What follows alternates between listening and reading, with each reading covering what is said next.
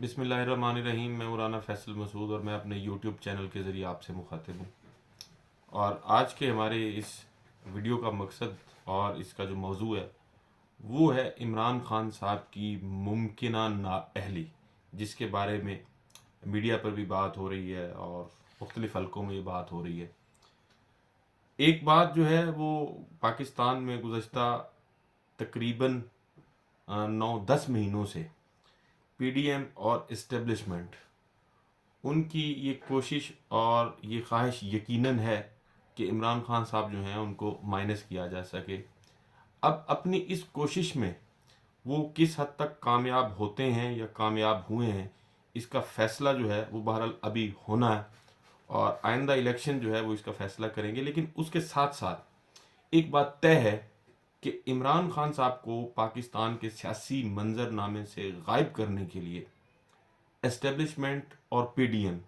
दोनों ने बहरहाल अपना अपना किरदार अदा किया है। उनकी हुकूमत ख़त्म की गई। हुकूमत ख़त्म करने के बाद कोशिश की गई इलेक्शन कमीशन की जानिब से और दीगर इदारों की जानिब से कि जो बाई इलेक्शन है उस बाई इलेक्शन में भी इमरान खान साहब का रास्ता रोका जा सके। लेकिन ये भी एक हकीकत है कि अपनी इस कोशिश में पीडीएम और एस्टेब्लिशमेंट बुरी तरह नाकाम हुए। इमरान खान साहब जो है पंजाब में बाई इलेक्शन में बड़ी भारी अक्सरियत से जीत कर आए। इसी तरह वफाक में जिन सीटों पर इलेक्शन हुआ उनमें भी इमरान खान साहब जो है वो एक सीट के अलावा बाकी सारी सीटें जीतने में कामयाब रहे। अब इस्टेब्लिशमेंट की कोशिश जो है वो अपनी जगह पे या पीडीएम की कोशिश अपनी जगह पे, लेकिन एक बात तय है कि इस वक्त वन पॉइंट एजेंडे पर दोनों जो है वो मुत्तफिक हैं और दोनों की ये कोशिश है कि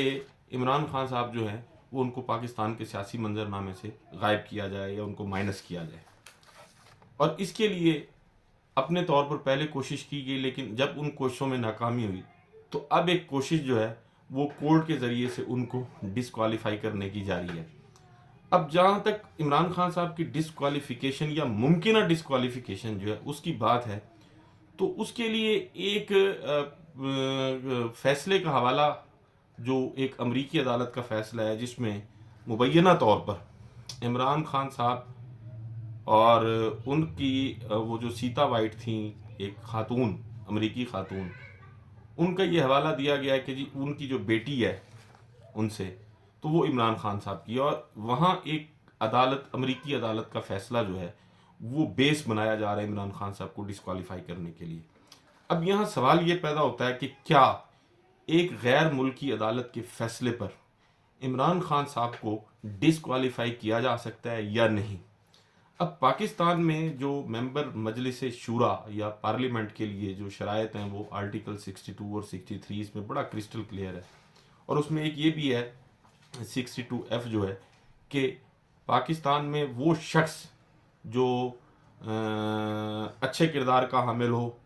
समझदार हो, ईमानदार हो, अमीन हो और किसी अदालत का फ़ैसला उसके बरक्स ना हो, वो एमएनए बनने का अहल है। ये हमारा 62F आर्टिकल पाकिस्तान के जो आइन का है वो ये कहता है। लेकिन इसके साथ साथ अब जो दूसरी बात है वो ये है कि अगर कोई शख्स किसी के खिलाफ किसी बैरूनी अदालत का फैसला लेकर आता है और उसकी उस अमानतदारी को या उसकी दयानत को और उसके अमीन होने को वो चैलेंज करता है, तो देखना ये है कि क्या ऐसा फैसला पाकिस्तानी अदालतों में दिया जा सकता है या पाकिस्तानी अदालतें उस फैसले को मानने की पाबंद हैं। अब इसमें भी पाकिस्तान का जो कानून है वो बड़ा क्रिस्टल क्लियर है। एक बात तय है कि बैरूनी अदालतें जो हैं, यानी पाकिस्तान से बाहर की जितनी भी कोर्ट्स हैं, उन कोर्ट्स का फैसला जो है वो पाकिस्तानी अदालतों में एडमिजिबल इन एविडेंस है, यानी वो पाकिस्तानी अदालतों में उस फैसले को दाखिल कराया जा सकता है शहादत के तौर पर। लेकिन इसके साथ साथ जो दूसरी बात ये है कि वो कवानीन जो आम तौर पर किसी भी मुल्क में किसी दीगर अदालतों के फैसलों को मानने के लिए बनाए जाते हैं या मौजूद होते हैं, उनकी रोशनी में ये देखा जाता है कि क्या इस फैसले की बुनियाद पर किसी शख्स को डिस्क्वालीफाई किया जा सकता है। आम तौर पर ये जो कोशिश थी या इसमें जो कानून साजी हुई भी थी वो सिर्फ इस हवाले से थी कि अगर कोई शख्स यानी पाकिस्तान से बाहर है और उसके खिलाफ कोई डिग्री जो है वो अदालत जारी कर देती है, उस डिग्री की एग्जीक्यूशन जो है या उस डिग्री पे अमल दरामद जो है वो पाकिस्तान में कराया जा सकता है। इसमें पाकिस्तान का जो ज़ाब्ता दीवानी है या जिसको हम सीपीसी भी कहते हैं, उसका आर्टिकल 44A और 13 वो भी इसमें बड़े क्रिस्टल क्लियर है। अब मैं वो बल्कि ये पढ़ भी देता हूँ कि जो हमारा ऑर्डर 13A या सीपीसी का, वो ये कहते हैं कि a foreign judgment shall be conclusive as to any matter when thereby directly adjudicated upon between the same parties or between parties under whom they are any of them claim litigating under the same title except। अब उसमें फिर आगे उसकी वजाहत भी की गई है, उसमें ए बी सी और इसी तरह एफ तक जो है कि ये फैसला जो है अगर कोई फ्रॉड के ज़रिए हासिल होगा तो फिर उस पर अमल दरामद नहीं किया जाएगा, या कोई इंटरनेशनल लॉ अगर उसमें ब्रीच होंगे तो भी उस पर अमल दरामद नहीं होगा। अब इस फैसले का जहाँ तक ताल्लुक है जो मुबैना तौर पर आया और जिसको इमरान खान साहब की डिस्क्वालिफिकेशन के लिए बेस बनाया जा रहा है, अब उसके लिए भी ज़रूरी है कि ऐसा फैसला जो है, पहली तो बात यह है कि मेरिट पर हो। और जहाँ तक उस फैसले का ताल्लुक है जो इमरान खान साहब के मुतल्लिक इस्तेमाल किया जा रहा है या जिस फैसले को इस्तेमाल करने की कोशिश की जा रही है, वो ये है कि वो एक तो वो जजमेंट जो है अमेरिकन कोर्ट की वो एक्स पार्टी है, जबकि कानून ये कहता है कि एक्स पार्टी किसी कोई भी अगर जजमेंट होगी तो उसका वो फेट या उसकी वो वैल्यू नहीं होगी जब तक उसको किसी एपिलेट कोर्ट की तरफ से रीअफर्म ना किया जाए।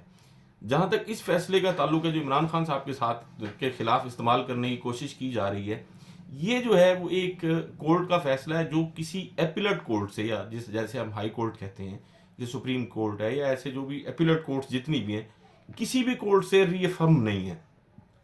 अब जाहिर है जो फैसला एक तो एक्स पार्टी हो और फिर कानून ये भी कहता है कि अनहर्ड जो है वो किसी को कंडेम नहीं किया जाएगा। अब इमरान खान साहब जो है वो इस पूरी अदालती कार्रवाई में शामिल ही नहीं थे,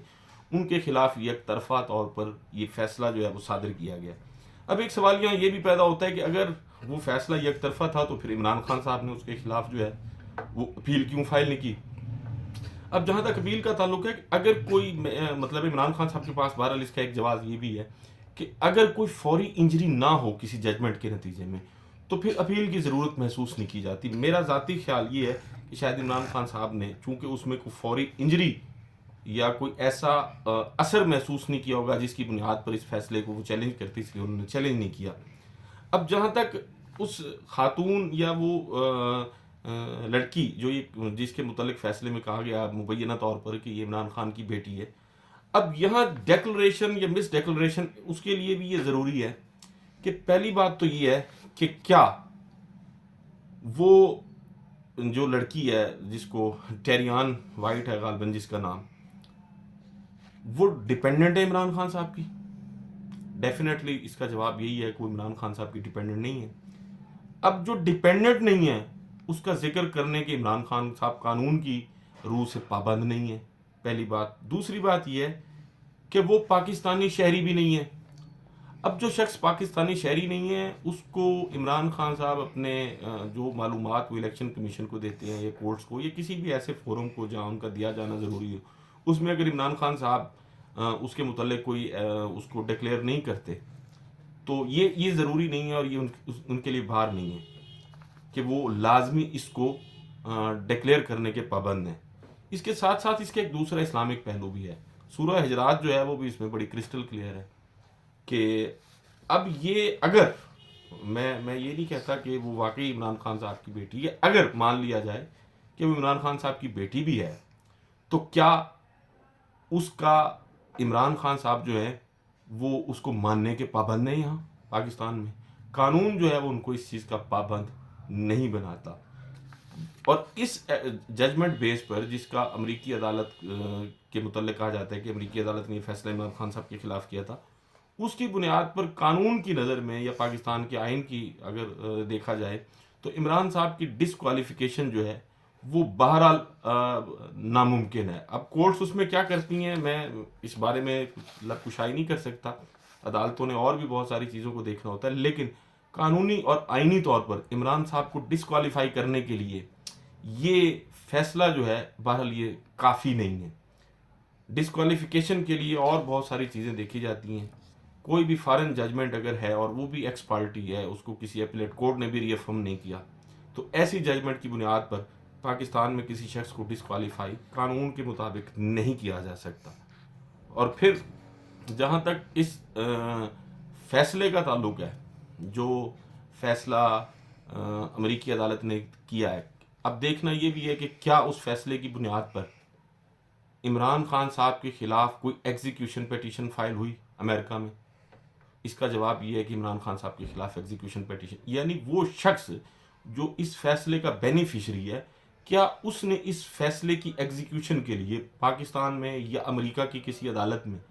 अप्लाई किया कानून के मुताबिक? तो ऐसा कोई फैसला या ऐसी कोई दस्तावेज या ऐसी कोई शहादत अब तक सामने नहीं है जिसकी बुनियाद पर यह कहा जा सके कि वो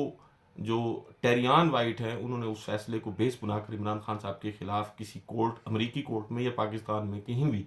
उसकी एग्जीक्यूशन फाइल की हो या उस पर अमल दरामद या उन्होंने मेंटेनेंस क्लेम की हो। तो इस फैसले की बुनियाद पर इमरान खान साहब जो है उनको डिस्क्वालीफाई मेरे नज़दीक तो नहीं किया जा सकता। कानून जो है वो बड़ा क्रिस्टल क्लियर है। तो अब होता क्या है ये आने वाला वक्त बताएगा। तब तक के लिए अपना और अपने दोस्तों का ख्याल रखिएगा। अल्लाह हाफिज़।